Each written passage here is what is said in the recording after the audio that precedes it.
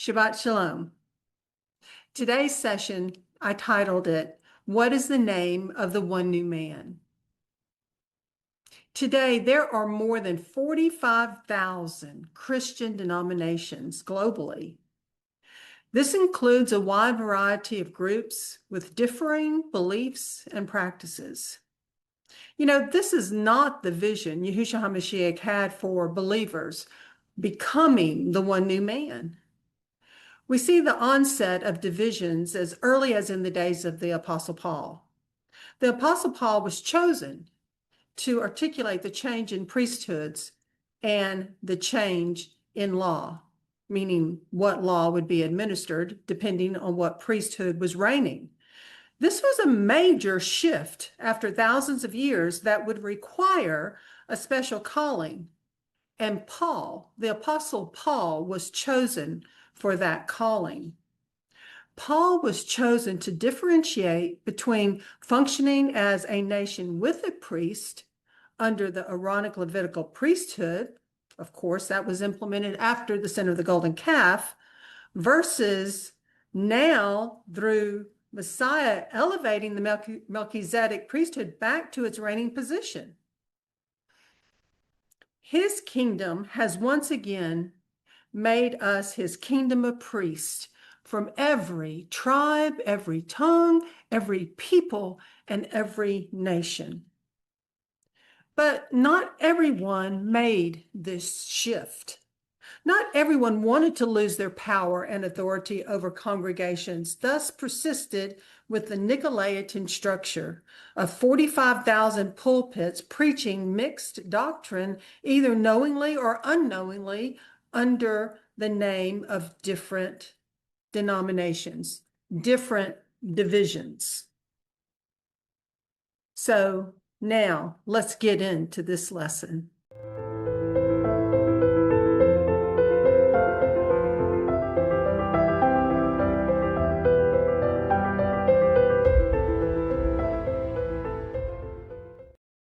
So what is the name of the one new man? That will be our focus.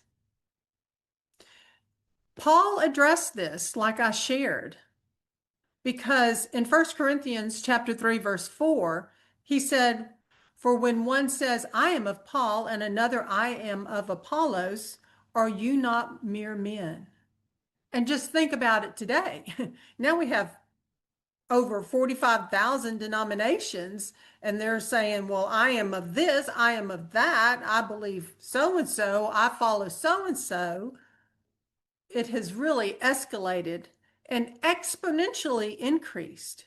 So Paul addressed that early on, and it was not only for the Corinthians. He was speaking to us at this time in history. So I felt it really important to go through several of these scriptures, and the first being 1 Corinthians chapter 3, verse 1, and so forth. "And I, brothers, was not able to speak to you as to spiritual ones, but as to fleshly, as to babes in Messiah. I fed you with milk and not with solid food. For until now you were not able to receive it, and even now you are still not able, for you are still fleshly." Ring a bell in what we're seeing today? "For since there is envy and strife and divisions among you, are you not fleshly and walking according to who? According to man." Thus 45,000 plus denominations. Are there not people that are walking according to man? And we've been there, done that, right? And praise Yah, we awakened.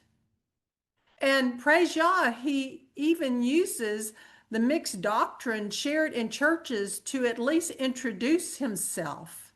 But at some point, we have to start eating meat of the word and put down the milk of the word.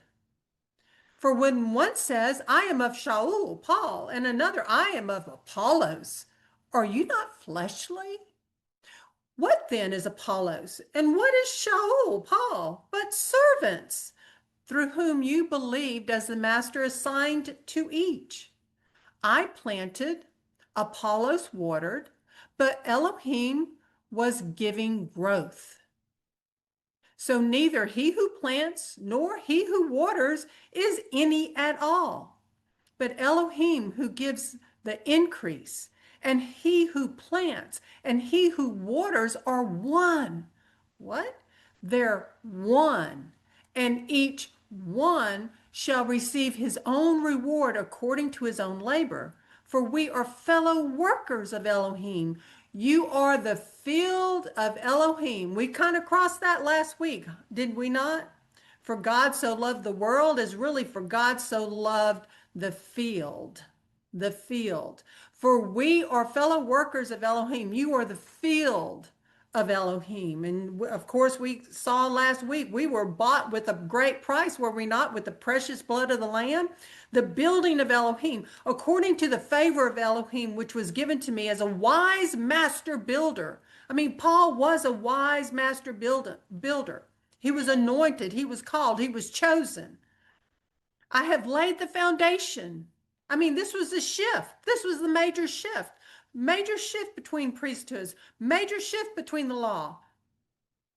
And it pointed to Yahusha HaMashiach as the Messiah that had been prophesied throughout his word. And so he laid the foundation and another builds on it. And we are building on that rock, that foundation. But each one should look how he builds on it. Each one. We're all responsible for how we build on his foundation. For no one is able to lay any other foundation except that which is laid, which is Yahusha, Messiah. And if anyone builds on this foundation with gold, silver, precious stones, wood, hay, straw, each one's work shall be revealed, for the day shall show it up, because it revealed by fire. Because it is revealed by fire. And the fire shall prove the work of each one. What sort is it? If anyone's work remains, which he has built, he shall receive a reward.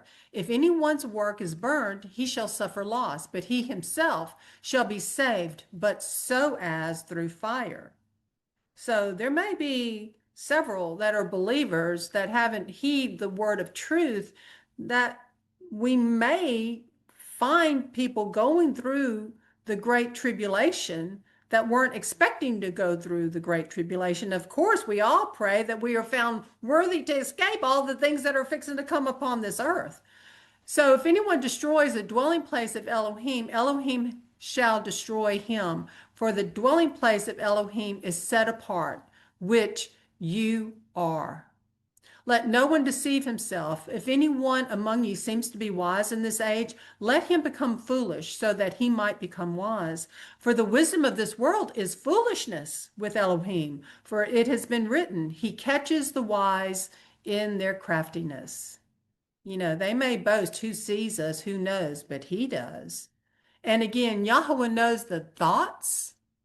He knows the thoughts of the wise, that they are worthless. So then let no one boast in men, for all belongs to you, whether Shaul or Apollos or Peter, or the world, or life, or death, or the present, or the future, all belongs to you, and you belong to Messiah, and Messiah belongs to you. Ephesians 2:11. Therefore remember that you, once nations in the flesh, who are called the uncircumcision, by what is called the circumcision made in the flesh by hands, that at that time you were without Messiah, excluded from the citizenship of Israel, and strangers from the covenants of promise, having no expectation and without Elohim in the world. But Yahweh changed all that through his son, Yahusha HaMashiach. Verse 13, but now in Messiah, Yahusha, you who once were far off have been brought near by the blood of the Messiah. For he is our peace, who has made both one, and having broken down the partition of the barrier, having abolished in his flesh the enmity, the Torah, and emphasis I put in there, the book of the law, because we know the word Torah is used freely and often is not identified clearly. The Torah, the book of the law of the commands and dogma, so as to create in himself one new man from the two, thus making peace, and to completely restore to favor both of them unto Elohim in one body, not 45,000, through the stake, having destroyed the enmity by it. And verse 17 through 22. And having come, he brought as good news peace to you who were far off, and peace to those near, because those before us were redeemed because they believed. They had the faith of Abraham. They believed the Messiah was coming. They believed the word. And so that's how they were saved, looking forward to what we would have, the kind of faith that we can see that the Messiah came and chose to lay down his life for us and take it back up again. Verse 18, because through him we both have access to the Father by one Spirit.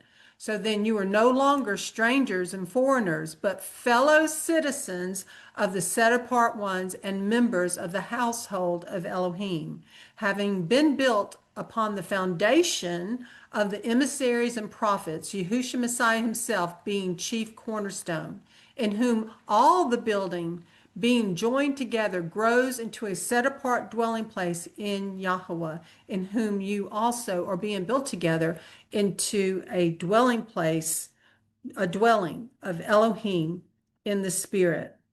We know in the end of days, kingdom of Judah and the kingdom of Israel, the northern kingdom and the southern kingdom will come together, Ephraim and Judah, and be one kingdom with one people together, Israel. And that process has already begun. We are just the remnant. We are all passing through the blood of the Lamb, being set apart as Israel to this day. Those that have gone on before us and those yet to come to him through saving faith. In Galatians chapter 3, verse 23, but before faith came, we were being guarded under Torah, meaning the book of the law, having been shut up for the faith being about to be revealed. Therefore, the Torah, the book of the law, emphasis mine, became our trainer unto Messiah in order to be declared right by faith. See, it clearly states the book of the law was a trainer. It was a tutor. It was the harsh schoolmaster because they were such a stubborn, hard-hearted generation. Yahweh had to go back to the ABCs and put them under that strict schoolmaster. And after faith has come, we are no longer under a trainer, meaning the book of the law. For you are all sons of Elohim through faith in Messiah Yahusha. For as many of you as were immersed into Messiah have put on Messiah. There is not Yehudi, Jew nor Greek. There is not slave nor free. There is not male and female, for you are all one in Messiah Yahusha. And if you are of Messiah, then you are seed of Abraham and heirs according to the promise. So the circumcised, the uncircumcised that are grafted in, all have to come through Yahusha HaMashiach and be washed by the blood of the Lamb, by faith, through the blood of the Lamb. We become Israel. We become the one new man. And this is not emphasized in many of the 45,000 denominations. And terms are used to really just sadly cause more confusion instead of how the Bible explains it. Because believers, Christians, are grafted in, uncircumcised, grafted in to the natural branches. But also the natural branches also are saved by faith. And all have to come through the blood of the Lamb. There's no shortcuts to that. So we are Israel born from above. And that differs from how this world presently defines Israel, does it not? So we have the beast man rising, meaning those that follow the worldly ways.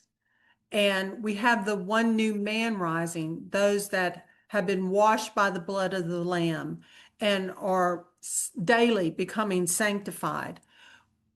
The beast man rising is known metaphorically as Esau. Other names for Esau: Edom, Mount Seir, Egypt, Mystery Babylon, the New World Order, very worldly, very worldly. And Israel are those born from above through Yahusha, whether natural branch or grafted in. We are the 12 tribes scattered abroad and the mixed multitude that have been grafted in. The beast man rising is the unregenerate. The one new man rising is the regenerate through the blood of the Lamb. And we must remember that no one comes to the Father except through Yahusha. We all started on the beast man rising side of things. We all were introduced to Yahusha at some point. And if you haven't been, prayerfully, you're being introduced to him now. And to receive them, you just have to call out to him and believe by faith that he chose to lay down his life for you and take it back up again and come just as you are, but he will refuse to leave you that way, because once you have that relationship, he will grow you up in him and grow you up in knowledge. And it's a process. But anyone on the beast man rising side can cross over to the one new man regenerate side, because he's made us a kingdom of priests. What did I say earlier? From every tribe, every tongue, every people, every nation. And so as we progress from the beast man rising to the one new man rising, we recall back in Genesis 25:23, and Yahweh said to her, "Two nations are in your womb, and two people shall be separated from your body, and one people shall be stronger than the other, and the older serve the younger," because it's about the birthright and the blessing. And there will be a struggle to the very end of time. And towards the very end of time, the Edomites will rise for a short period of time and persecute the one new man, the remnant. But it'll be for a short while. And we know that by knowing his word, by understanding his covenant commands, we pray that we are found worthy to escape all the things coming upon this earth. Because this transition is not always an easy one. It's rather at times difficult. And the closer you get to the truth, you meet more resistance from even friends, from even families, from even these 45,000 denominations. And many can get stuck in the middle, in the lukewarm area, because they're realizing, well, do we really have to give up Christmas? Do we have to give up our cultural holidays, no matter what continent you're on? The word in one scripture says they cried for Tammuz, the sun god, because they were raised from infancy to believe in these cultural holidays, and they're struggling to let them go because all their friends and family do that way. But if you want to grow, we must all do Bible things Bible ways. And Yahusha made it a point in Revelation to speak specifically to that lukewarmness. And we see that today, and it's worth reviewing. I'm going to read Revelation 3, starting with verse 14, because these are letters written by Yahusha to the 7 assemblies. And this one is to Laodicea. And to the message of this assembly in Laodicea write, the Amen, the trustworthy and true witness, the beginning of the creation of Elohim says this, I know your works, that you are neither cold nor hot. I would that you were cold or hot. So because you are lukewarm and neither cold nor hot, I'm going to vomit you out of my mouth. Because you say, rich I am, and I am made rich, and need none at all, and do not know that you are wretched and pitiable and poor and blind and naked.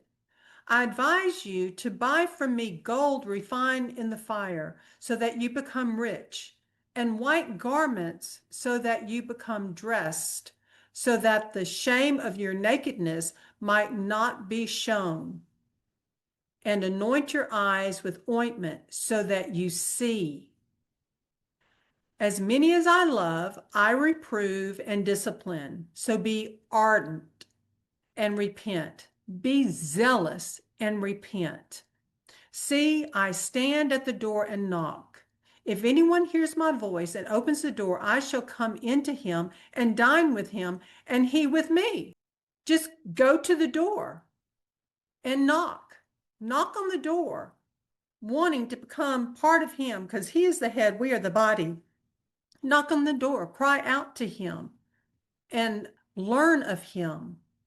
It goes on to say, to him who overcomes, I shall give to sit with me on my throne, as I also overcame and sat down with my Father on his throne.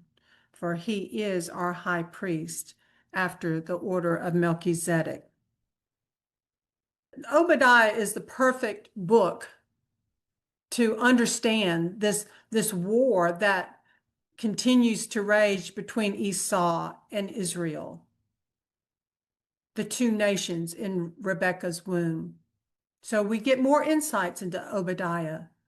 The vision of Obadiah, this is what the Master Yahweh said concerning Edom. We have heard a report from Yahweh, and a messenger has been sent among the nations, saying, arise and let us rise up against her for battle. See, I have made you small among the nations. You are greatly despised. The pride of your heart has deceived you. You who dwell in the cliffs of the rock, whose dwelling is high, who say in your heart, who shall bring me down to the ground? Though you rise high as the eagle, and though you set your nest among the stars, from there I shall bring you down, declares Yahweh. If thieves came to you, if robbers by night, how ruined you would have been. Would they not steal till they had enough? If grape gatherers had come to you, would they not leave gleanings? How Esau shall be searched out. His hidden treasures shall be sought out. All your allies shall send you forth to the border. Your friends shall deceive you and overpower you. They make your bread a snare under you without you discerning it. In that day, declares Yahweh, I shall destroy the wise men from Edom and discernment from the mountains of Esau.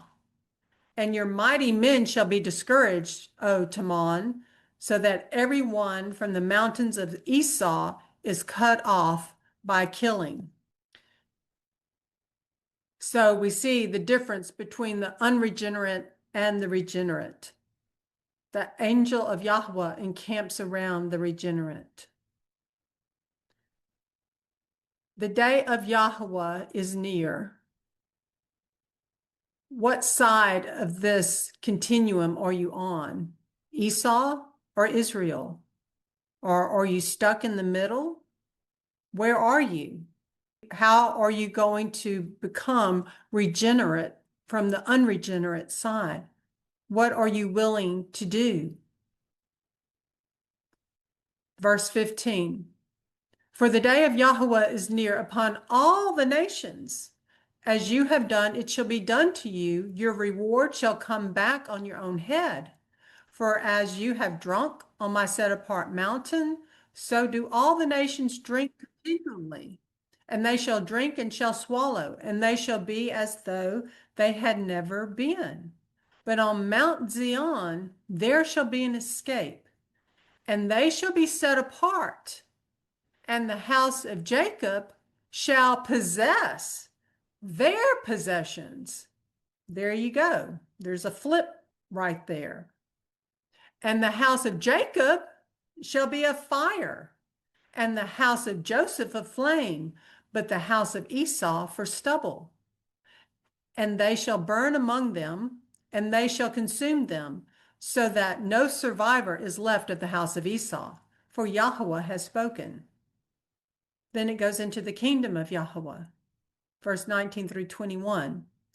And they shall possess the south with the mountains of Esau, and low country with the Philistines.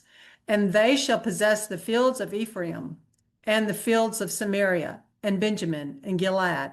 And the exiles of this host of the children of Israel possess that of the Canaanites as far as Zarephath, and the exiles of Jerusalem who are in Sepharad possess the cities of the south. And saviors shall come to Mount Zion to judge the mountains of Esau, and the reign shall belong to Yahweh. That is yet to come, but he will be gathering us all together and leading us to the promised land of his kingdom and his reign. We know about the first corporate exodus of Israel out of Egypt. That's recorded in Isaiah chapter 11. And there will be a greater exodus, as we so read just a little while ago, of the corporate remnant of Israel to take place soon. Exodus 4:22. And you shall say to Pharaoh, thus said Yahweh, Israel is my son, my firstborn. So I say to you, let my son go to serve me. But if you refuse to let him go, see, I am killing your son, your firstborn. And in Colossians chapter 1:15, we also read about the firstborn. Who is the likeness of the invisible Elohim? The firstborn of all creation, because in him were created all that are in the heavens and on earth, visible and invisible, whether thrones or rulerships or principalities or authorities, all have been created through him and for him. And he is before all, and in him all hold together. And he is the head of the body, the one new man, the assembly, who is the beginning, the firstborn from the dead, that he might become the one who is first in all, because in him all the completeness was well pleased to dwell, and through him to completely restore to favor all unto himself, whether on earth or in the heavens, having made peace through the blood of his stake. Exodus 12:37 and 38. And the children of Israel set out from Ramesses to Sukkot, about 600,000 men on foot, besides the little ones. And a mixed multitude went up with them too. Also flocks and herds, very much livestock. So even during the first Exodus, there was a mixed multitude. And they were also included. Israel is my son, my firstborn. But we will see how they too could be accepted before Yahweh as we proceed. In Exodus chapter 12, 47 through 49, all the congregation of Israel are to perform it, talking about the Passover. All the congregation of Israel are to perform it. And when a stranger sojourns with you and shall perform the Passover to Yahweh, Let all his males be circumcised, and then let him come near and perform it. Now, today, we are circumcised of heart, and he shall be as a native of the land, but let no uncircumcised eat of it. There is one Torah for the native born and for the stranger who sojourns among you. And this is covenant Torah. This was taking place during the time of covenant Torah. So we know the history of Israel. We know it began with the call of Abraham in Genesis 12. We know the promise would manifest in the Exodus we just read about. And we know they would be led into the promised land. And likewise, during the greater Exodus, we are going to be led into the promised land by Yahusha HaMashiach. And they entered the time period of the judges. And then they wanted a king over them. They wanted an earthly man over them. Very disappointing. But Yahweh allowed it to be so at their request. And then King David was called. And he was king over Israel. And then after his death and Solomon began to rule, the kingdoms divided. And 10 tribes were removed by the Assyrians and ultimately never returned. They ended up being scattered abroad. Then 2 tribes go to Babylon in 586 BC. And they are there for 70 years. They do get to return to the land, but it was not all 12 tribes. It was just the tribe of Judah, Benjamin, Levites, and maybe some remnants from the 10 tribes that were removed by the Assyrians. So then ultimately, Yahusha does come and he lays down his life and takes it back up again. And that starts the shift when he takes his seat at the right hand of the Father. And Paul is called to draw all men towards Yahusha that laid down his life and took it back up again. So in 1 Corinthians chapter 12, Paul clearly articulates how we are one body with many members. We are one body with many members. Yahweh is Echad. Yahweh is one. He's not a trinity. He's one. Verse 12 in 1 Corinthians chapter 12. For as the body is one and has many members, but all the members of that one body, being many, are one body, so also is the Messiah. For indeed, by one Spirit, we were all immersed into one body, whether Yehudim, Jews or Greeks, whether slaves or free, and we were all made to drink into one Spirit. For indeed, the body is not one member, but many. If the foot says, because I am not a hand, I do not belong to the body, does it therefore not belong to the body? And if the ear says, because I am not an eye, I do not belong to the body, does it therefore not belong to the body? If all the body was an eye, where would be the hearing? If all hearing, where would be the smelling? But now Elohim has set the members, each one of them in the body, even as he pleased. And if they all had been one member, where would the body be? And now there are indeed many members, but one body. And an eye is unable to say to the hand, I have no need of you. Or again, the head to the feet, I have no need of you. Really? But much rather those members of the body which are thought to be weaker are necessary. Absolutely. Every part of the body is necessary. Every part of the body is important. Every part of the body has a function. And we need all the members of his body. And to those of the body which we think to be less respected, these we present greater respect, and our unseemly members have greater seemliness, whereas our seemly members have no need. But Elohim blended together the body, having given greater respect to that member which lacks it. That there should be what? That there should be no division in the body, but that the members shall have the same concern one for another. And if one member suffers, all the members suffer with it. Or if one member is esteemed, all the members rejoice with it.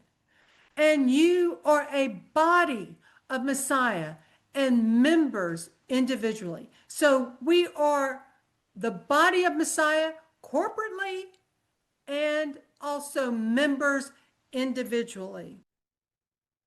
Ephesians 4:4. There is one body and one Ruach, just as you also were called in one hope of your calling. One Elohim, one faith, one immersion, one Elohim and Father of all, who is over all and through all and in all. We find in verse 4 a very early creedal formula present, and this is particularly an excerpt from one of Matthew's teachings on Ephesians chapter 4. I meant to put that as an excerpt. So he states in verse 4, we find a very early creedal formula present. In its first century context, this is the formula to the one new man, the commonwealth of Israel calling. There are strong echoes of Deuteronomy chapter 6, verse 4 here too, something not inconsistent with Paul's other writings. 1 Corinthians 8:4, there is none other Elohim but one. And in 1 Timothy chapter 2, verse 5, there is one Elohim and one mediator between Elohim and men, Ben Adam, Yahusha HaMashiach. 1 Corinthians 8, verse 6, yet to us is one Elohim the Father, of whom are the all things, and we to him, and one Master, Yahusha HaMashiach, through whom are the all things, and we through him. The seed of Abraham. Galatians 3:7 through 3:9. Know then that those who are of faith are sons of Abraham. And the scripture, having foreseen that Elohim would declare right the nations by faith, announced the good news to Abraham beforehand, saying, all the nations, plural, shall be blessed in you. And there you have it footnoted, Genesis 12:3. Verse 9, so that those who are of faith are blessed with Abraham, the believer. Verse 15, brothers, as a man I say it, a covenant, even though it is man's, yet if it is confirmed, no one sets it aside or adds to it. But the promises were spoken to Abraham and to his seed. He does not say, and to seeds, plural, as of many, but as of one, and to your seed, who is Messiah. And this connects to Romans 9:7. We'll start with verse 1. I speak the truth in Messiah. I do not lie by conscience, also bearing me witness in the set apart spirit, that I have great sadness and continual grief in my heart. For I myself could have wished to be banished from Messiah for the sake of my brothers, my relatives according to the flesh, who are the children of Israel, to whom is the adoption and the esteem and the covenants and the giving of the Torah and the worship and the promises, whose are the fathers, and from whom is the Messiah according to the flesh, who is over all, Elohim blessed forever. However, it is not as though the word of Elohim has failed, for they are not all Israel who are of Israel. That's sad. Paul's grieving for his people because Paul was from the tribe of Benjamin.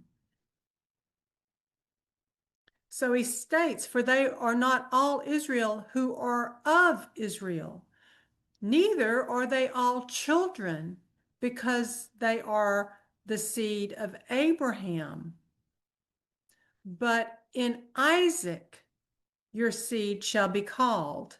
That is, those who are the children of the flesh, the unregenerate, these are not the children of Elohim, even though they're from the natural branches.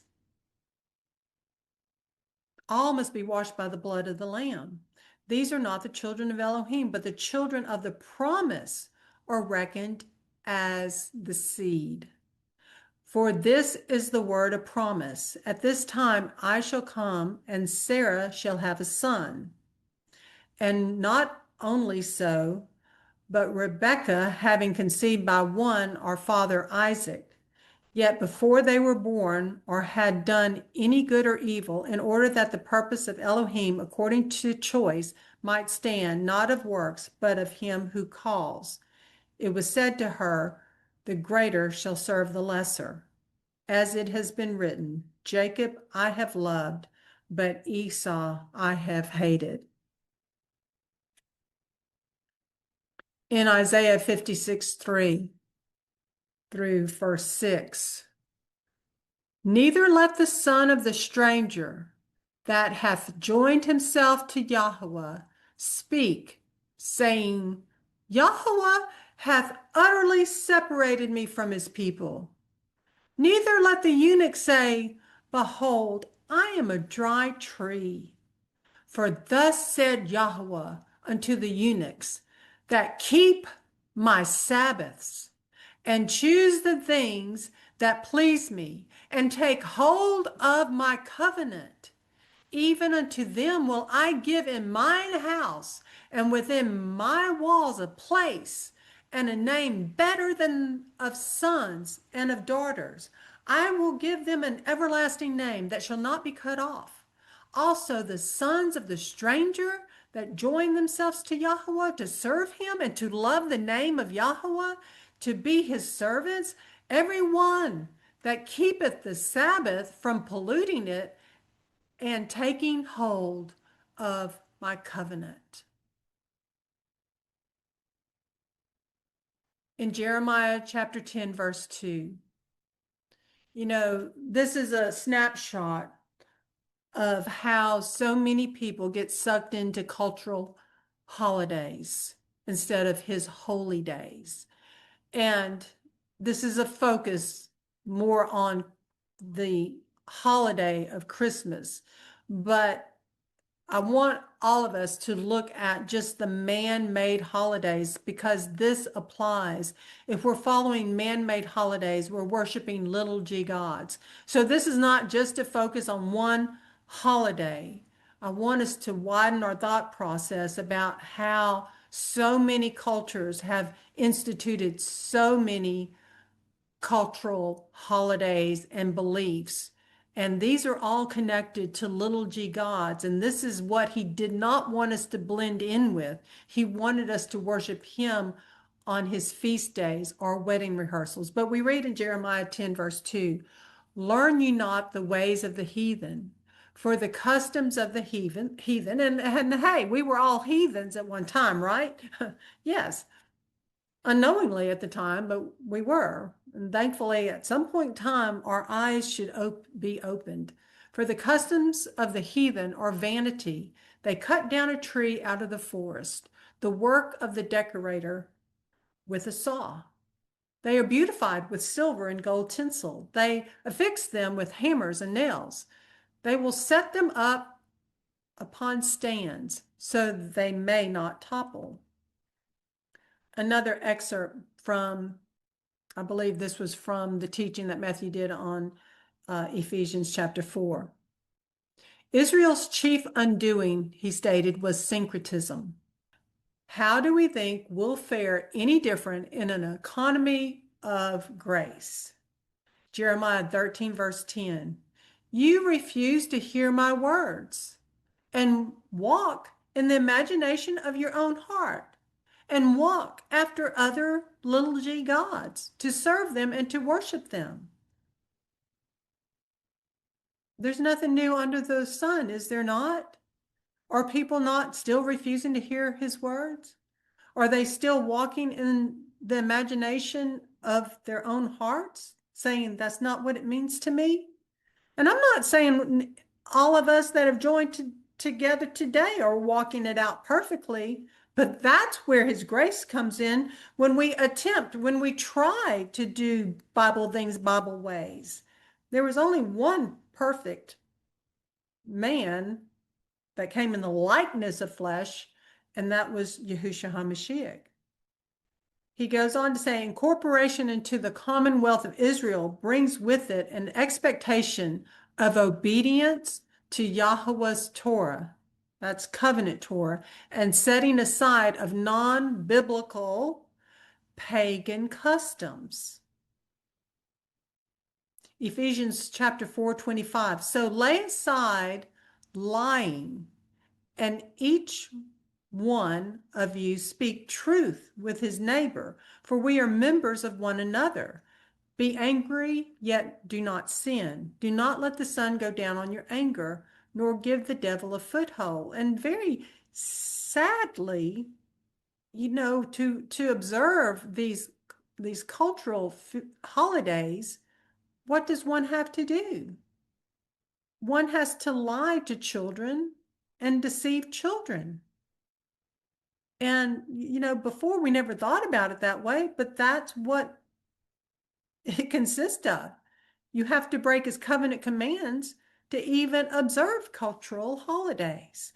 And, all that started sinking in, and we all went through a major transmutation, if you will. It wasn't easy, but it was worth it. And you really don't miss those cultural holidays. The pagan way of life, he goes on to say, that encapsulates Christmas is characterized by an insatiable desire to participate in more and more forms of cultural festivity, refusing to address the reality of the Bible history and syncretism in the life of a believer. And I thought this was an interesting fact that he brought out in that teaching. Christmas, and I'm just focusing on this particular holiday, but we're talking about all these cultural man-made holidays, but this is a focus on this fact. Christmas was banned by the Puritans in England in 1644. The Puritans of New England followed suit. Christmas was outlawed in Boston from 1659 to 1681. And the Plymouth colony made celebrating Christmas a criminal offense. A criminal offense. Now, more than likely, Satan's going to flip the script. And if we follow his feast days, they may make that a criminal offense, but we stay the course. Then it goes on to say Christmas didn't even become a legal holiday until 1856 in New England. Well, that is encouraging. Believers were really trying to hold on to his feast days. They've only been bewitched by this form of apostate Christian syncretism for 150 plus years. When I was going through Matthew's notes and stuff, what was interesting, with all these various translations and stuff, was that James 1:19, I mean, we know that Matthew uses the true name edition. And what was interesting was that it stated Israelite brothers, whereas all the other translations just said brethren. And today, brethren can mean anything. It can mean masonry, brethren. It can mean various forms of brotherhoods. So I thought that was very telling, that how it was stated in the True Names edition, because in James 1:19 it read, "So then, my beloved Israelite brothers, let every man be swift to hear, slow to speak, and slow to anger," because that was the shift. There was neither Jew nor Greek, male or female, slave or free. They had shifted into becoming the one new man. And we know that James wrote to the 12 tribes scattered abroad, and that included the sojourner that was grafted in, that chose to follow his feast days and keep his covenant commands, keep his Sabbaths. In Galatians 6:1, the same thing. In other translations, it didn't say Israelite brothers. So that might sound like a small thing, but today, the traditional churches, they don't even know they are Israel. That's their name. They've just received the label of Christian, but they do not know that they are Israel, part of the one new man. So in Galatians 6:1, in the True Names translation, it says, Israelite brothers, if a man is overtaken in a trespass, you who are the spiritual ones, restore him in the ruach of gentleness, while guarding yourself, lest you also be tempted. And in 2 Corinthians 11:1-4, I wish that you would bear with me in a little folly. But indeed, you are bearing with me, for I am jealous for you with a jealousy according to Elohim. For I gave you in marriage to one husband to present you as an innocent maiden to Messiah. Now, that's an important verse. How did he describe us? As an innocent maiden. And that's essentially like an innocent virgin. Okay? So that connects us and helps us understand the 144,000 set apart ones, and so forth and so on. But that's an important verse to remember, because that's how Paul saw those that received Yahusha and started following covenant Torah. Paul said, "For I gave you in marriage to one husband to present you as an innocent maiden to Messiah. But I am afraid lest, as the serpent deceived Eve by his trickery, so your minds should be corrupted from the simplicity that is in Messiah." It's really rather simple, but the enemy has really attacked his word, flipped the script, infused confusion into his word. For indeed, if he who is coming proclaims another Yahusha, whom we have not proclaimed, or if you receive a different spirit which you have not received, or a different good news which you have not accepted, you put up with it well enough. The Lord will again recover the second time the remnant of his people with his hand. He will once again lead us into the promised land. So what is the name of the one new man? The name of the one new man is Israel. That is us. We are Israel, born from above, the one new man in Messiah.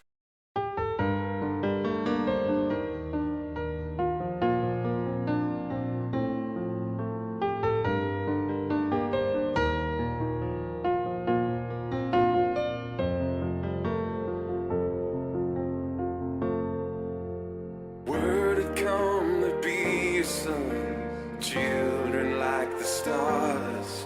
But the seed was dead, the womb was dry, the promise had no life.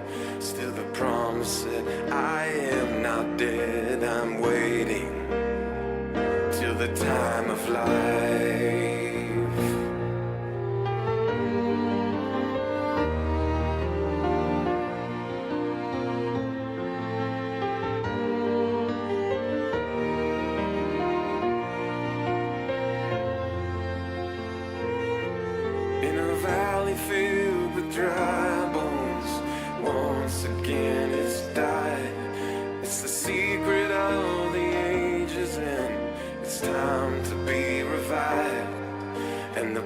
says I am not dead, just look, 'cause you're alive. You are Israel, my firstborn son. You are Israel, my chosen one.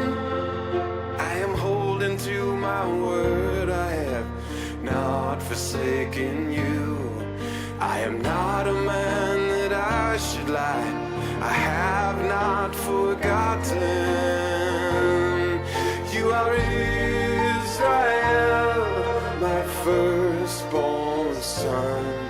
You are Israel, my chosen one. And how I long to gather you in my arms and hold you. I am waiting for your return. I am waiting for. Be not afraid, don't be dismayed. The nations will rage at your coming, at your rising, at the end of the days.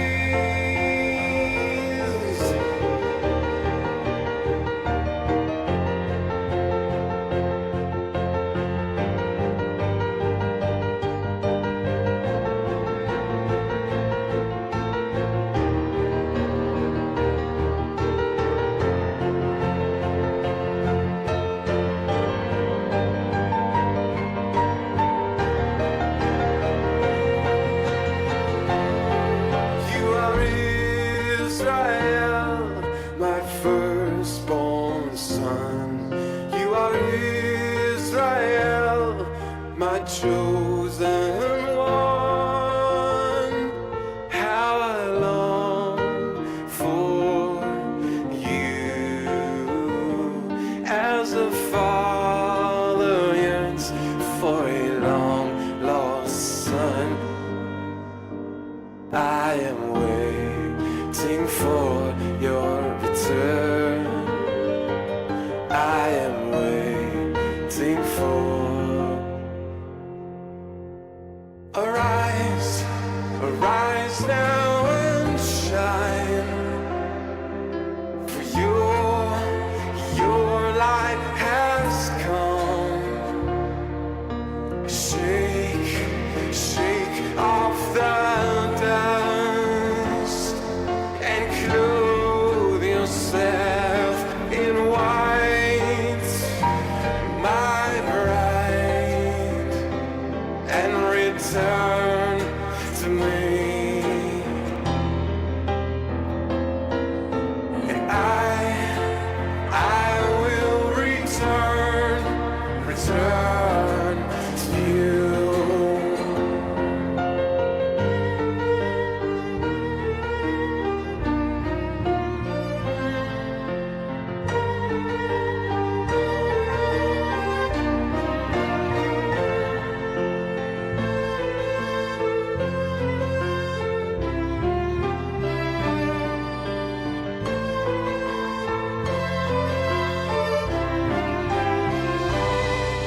You are Israel, my firstborn son.